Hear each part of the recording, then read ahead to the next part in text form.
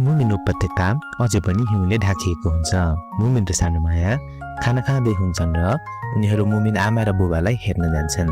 उनीहरू अझै निन्द्रामै हुन्छन्। त्यसपछि मुमिन र सानुमाया बाहिर निस्किन्छन् र हिउँमा खेल्न थाल्छन्। त्यसपछि उनीहरू टिक्कीलाई भेट्न समुद्रको घर नजिकै जान्छन्, तर ऊ त्यहाँ हुन्न र उनीहरू उसलाई यताउता खोज्न थाल्छन्। टिक्की अलि पर हिउँमा चिप्लेटी खेलिरहेको हुन्छ। सानुमायाले त्यो के हो तिम्रो खुट्टामा भनेर सोध्छे। उसले यो स्केट हो भनेर भन्छ। सानुमायाले म पनि मेरो लागि एउटा यस्तै जुत्ता बनाउँछु भनेर भन्छे। टिक्कीले यो तिमीले सोचेको जस्तो सजिलो छैन सानुमाया भनेर भन्छ। तर सानुमायाले यस्तो जाबत जुत्ता भयो भने म बनाइदिइहाल्छु नि भनेर भन्छे। उनीहरू घरभित्र बसेर आगो ताप्दै हुन्छन्। त्यही बेला मुमिनले मलाई किन हो यो घरमा हामी बाहेक अरू पनि कोही छ जस्तो लाग्दैछ भनेर भन्छ। टिक्कीले तिमीले ठिक भन्यौ मुमिन, यहाँ अदृश्य मुसाहरू छन् हेर त भनेर रुमाल निकालेर भुइँमा हाल्छ। त्यही बेला त्यहाँ अदृश्य मुसाहरू दौडेको देखिन्छ र तिनीहरू दौडिँदै सानुमायाको टाउकोमा चढ्छन्। टिक्कीले यी मुसाहरू 8 वटा छन्, यिनीहरू गर्मी लागेपछि फेरि अर्कै ठाउँमा जान्छन् भनेर भन्छ। मुमिनले मैले त अहिलेसम्म थाहा नै थिएन भनेर भन्छ। टिक्कीले तिमीहरू जहिले जाडोमा सुक्छौ र यिनीहरू जाडो महिनामा मात्रै आउँछन्, त्यही भएर होला भनेर भन्छ। मुमिन म यो सब कुरा बाबा र आमालाई भन्न हतार भइसक्यो भनेर भन्छ। राति उनीहरू सुत्ने बेला सानुमायाले हामी भोलि उठ्न त उठ्छौँ होला नि है भनेर सोध्छे। मुमिनले किन भनेर सोध्छ। सानुमायाले हामी फेरि जाडोभरि सुत्छौँ कि के थाहा, त्यही भएर यदि तिमी उठ्यौ र म उठिन भने मलाई जबरजस्ती भए पनि उठौ है भनेर भन्छे। मुमिनले हुन्छ भनेर भन्छ।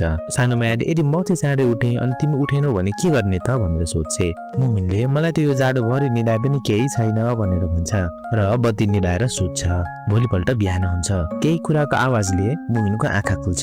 बाहिर एकजना अनौठो मान्छे बाजा बजाइरहेको हुन्छ। मुमिन उठेर सानुमायाको खाटमा हेर्छ, तर सानुमाया त्यहाँ हुन्न। ऊ आफ्नो थाल बोकेर बाहिर हिउँमा जाँदै हुन्छ। त्यही बेला त्यो अचम्मको मान्छे चिप्लेटी खेल्दै सानुमायाको अगाडि आउँछ। सानुमायाले त्यो खुट्टामा लगाइरहेको के हो भनेर सोध्छे। त्यो मान्छेले यो के हो तिमीलाई थाहा छैन भनेर सोध्छ।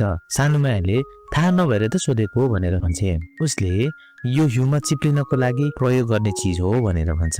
सानुमायाले यो बरफमा पनि यसरी नै प्रयोग गर्न सकिन्छ भनेर सोध्छे। त्यो मान्छेले बरफको लागि त स्केट चाहिन्छ भनेर भन्छ र उसले तिमीसँग भएको चाहिँ के हो भनेर सोध्छ।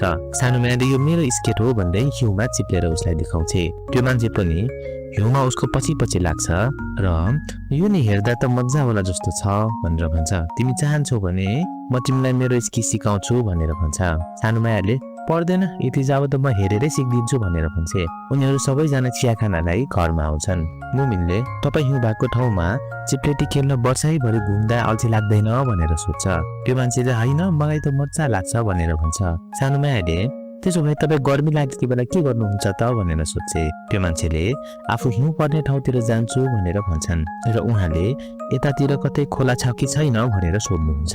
मुमिनले खोला छ न त छ, तर एकदमै चिसो छ अहिले भनेर भन्छ। उहाँले यस्तो जाब त म जहिले गर्छु भनेर भन्नुहुन्छ र आफू पुलबाट हाम फाल्नुहुन्छ। उहाँ यो पानी पौडिनको लागि ठिक्कको छ, तिमीहरू पनि आउ न भनेर भन्नुहुन्छ। मुमिनहरू होइन हामी यहाँ नै ठिक छौँ, तपाईलाई हेरेर नै हामीलाई चिसो भइसक्यो भनेर भन्छ। त्यही बेला उनीहरूको अगाडि एउटा सानो कुकुर आउँछ र तिमीहरू के हेरिरहेको भनेर सोध्छ। मुमिनले ऊ त्यो मान्छे पौडी खेलिरहेको भएर हेरेको भनेर भन्छ। त्यो कुकुरले मुमिन उपत्यकामा कस्तो अचम्मका मान्छेहरू बस्दा रहेछन् है भनेर भन्छ। मुमिनले त्यो मान्छे मुमिन उपत्यकाको नभएको कुरा भन्छ र तिमी को हौ, यहाँ के गरिरहेको भनेर सोध्छ। त्यो कुकुरले आफ्नो दाइलाई खोज्दै हिँडेको र उनले देखेको छ कि भनेर सोध्छ। मुमिनले हामीले त देखेको छैनौ भनेर भन्छ। त्यो मान्छे पनि खोलाबाट निस्किन्छ र उनीहरू घर गएर खाजा खान थाल्छन्। त्यो मान्छेले कुकुरलाई तिमी त्यो जाम खाँदैनौ भनेर सोध्छ र उसले खान्न भनेपछि आफैले खान थाल्छ। त्यो कुकुरले आफ्नो दाइहरू बुवासो हो भनेर भन्छ। सानुमायाले तर तिमी त कुकुर पो हौ त भनेर भन्छे। कुकुरले हामी र बुवासोहरू दाजुभाइ हौ, म भित्र पनि एउटा बुवासो लुकेको छ भनेर भन्छ। सानुमायाले तिमी त यति सानो छौ, तिमी बुवासोतिर गयौ भने उनीहरूले त तिमीलाई खाइदिन्छन् भनेर भन्छे। त्यो मान्छेले त्यसो भए तिमी मसँग हिँड न त, मसँग अरू पनि कुकुरहरू छन्, तिनीहरू तिम्रो साथी बन्छन्। म अझै केही दिन मुमिन उपत्यकामै हुन्छु, यहाँ हिउँ खेल्नलाई राम्रो ठाउँ छ, यति मिठो खानेकुराहरू छ, तिमी पनि मेरो साथी भयो भने म यहाँ हिउँको सानो घर बनाउँछु अनि हामी सँगै बसौँला भनेर भन्छ। यता त्यो मान्छे आफ्नो घर बनाउनलाई खन्दै हुन्छ र सानुमाया त्यहाँ एउटा खाली ड्रम लिएर आउँछे र उसलाई फुटाइदिनुहोस् न भनेर भन्छे। त्यो मान्छेले हस् भनेर त्यसलाई हानेर फुटाइदिन्छ। यता मुमिन टिक्की भएको ठाउँमा आउँछ र उसलाई पनि जान दिन्छ र तिमीलाई स्की खेल्न आउँछ भनेर सोध्छ। उसले आउँछ तर मसँग स्की नै छैन भनेर भन्छ। मुमिनले त्यो मान्छेले आफूलाई स्की खेल्न सिकाउँछु भनेर भनेको छ भनेर भन्छ। त्यो मान्छेले मुमिनलाई स्की लगाइदिन्छ र मुमिन चिप्लेर लड्छ। सानो माया त्यो काठको ड्रमबाट बनेको स्की खेल्दै हुन्छ। यता मुमिन भने फेरि चिप्लिन्छ। त्यो मान्छेले उसलाई आएर उठ्न मद्दत गर्छ र मुमिन हेरेर डराउँछ र अलि सजिलो ठाउँ छैन भनेर भन्छ। त्यो मान्छेले उसलाई अर्कोचोटि सजिलो ठाउँमा जाउँला भनेर भन्छ। मुमिन चिप्लिँदै तलसम्म जान्छ र हिउँले भरिन्छ।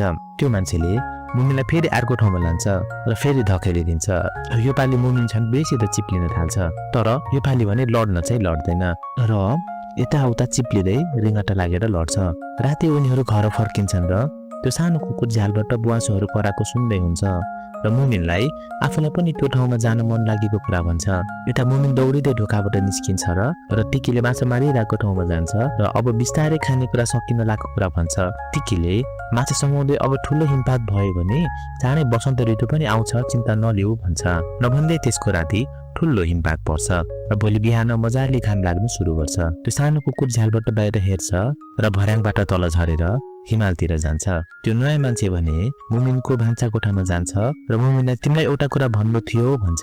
मुमिनले उसलाई खाली भाँडा देखाउँदै हेर्नु न, तपाईलाई मनपर्नेवाला जाम नै सकियो भनेर भन्छ। त्यो मान्छेले केही छैन, अब बिस्तारै बसन्त ऋतु पनि आउन लाग्यो र म यो ठाउँबाट जानुपर्छ भनेर भन्छ।